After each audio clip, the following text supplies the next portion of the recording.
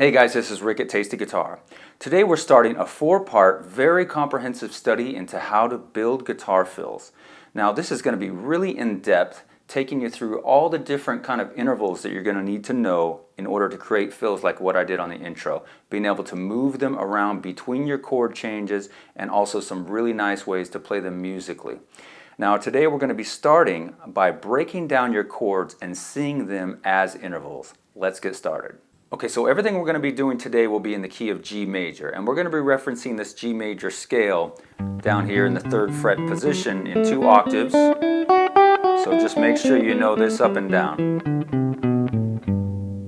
Alright, for those who haven't studied intervals before, or maybe it's a little bit rusty, let's remind ourselves what they are. And an interval is basically the distance between 2 pitches, or 2 notes on any instrument. So on the guitar, I can choose any note, and any note above it, and that is an interval. Another interval. Any 2 notes together is an interval. Now today we're going to be dealing in harmonic intervals, and those are 2 notes played simultaneously at the same time. So, like this. Harmonic intervals. Alright, so say I want to form an interval out of that G major scale that we're working out of today. I can choose any note in that scale anywhere. I'll just choose the D note right here. And then I'll choose another note above it anywhere and play those together. So I'll choose this G note here. So I have this interval.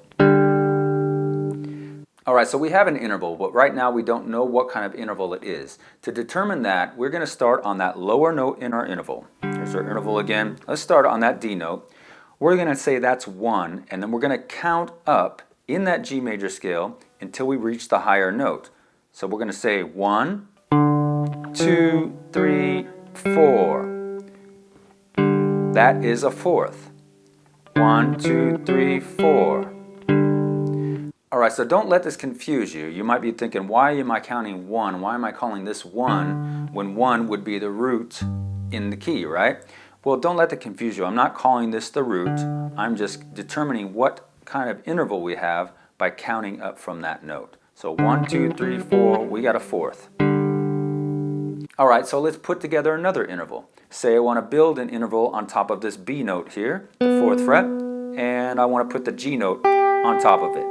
I have an interval there. Now I want to determine how wide of an interval this is, what it is. I would start counting from 1 on that B note. 1, 2, 3, 4, 5, 6. So I get to that G note on top. That's an interval of a 6. Remember, you're just counting up in the G major scale, starting from wherever your note is on the bottom.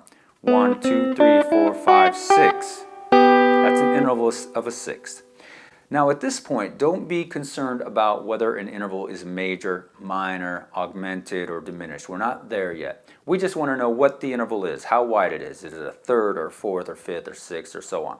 Alright, so now that you understand what an interval is, how to form it, and then determine how wide it is, we're going to break down a chord and look at all the intervals we can extract from it. Now we can do this with any chord, but we're going to start just by breaking down this G major bar chord right here at the 3rd fret into its intervals.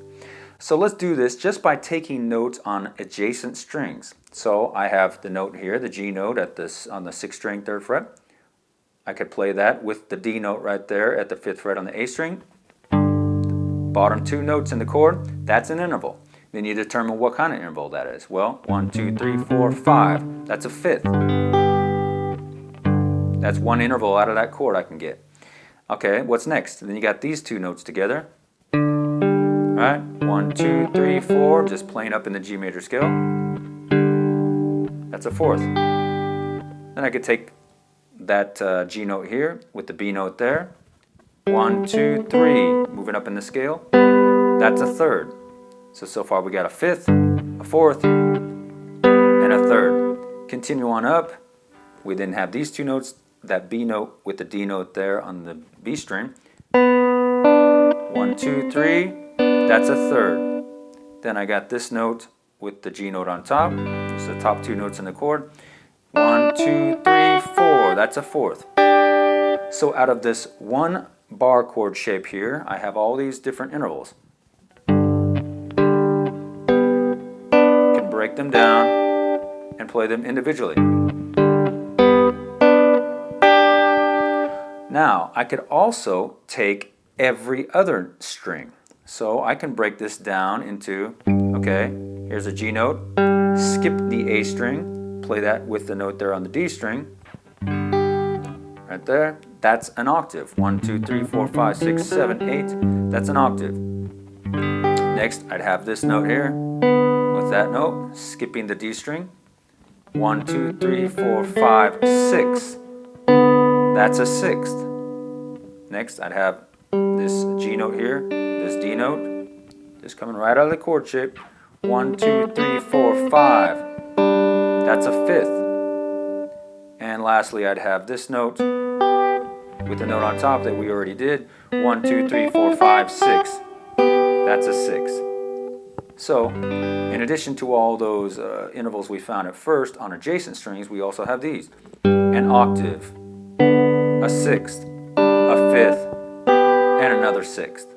Alright, so now that we've broken down that chord and can see the intervals inside of it, you might be wondering, well, which ones do I use and how can I use them? Well, historically, the best sounding intervals and ones that are most used are thirds, fourths, and sixths in terms of playing them in rock, blues, soul, funk, and R&B. Okay, now of the intervals that we formed earlier, well, we had this fifth here. We're going to discard that. We have a fourth, third, another third, and a fourth. All very useful intervals out of that chord shape. Then we had the skipping string method. We had that octave. We're going to get rid of that for right now. We had a sixth. That's a nice useful interval. The fifth, not so much. And then the sixth up there again. So we had two sixths taken right out of that chord shape. So any place that you put that bar chord shape, major chord shape with the root on the sixth string, you can extract those intervals from that chord. So up here it would be a C chord. All those intervals are still going to work inside of that chord shape, but now they're going to be played over C.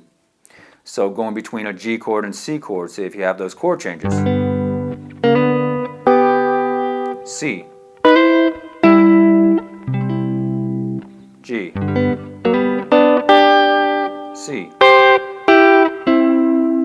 Alright, now coming up in part 2, we're then going to break down a lot of other different kind of chord shapes and be able to move between these intervals while moving through chord changes. As always, if you did enjoy the lesson, please like, share, and subscribe. Come on by TastyGuitar.com. I have a lot of other free lessons for you, and I do offer private instruction via Skype. This has been Rick. Thank you.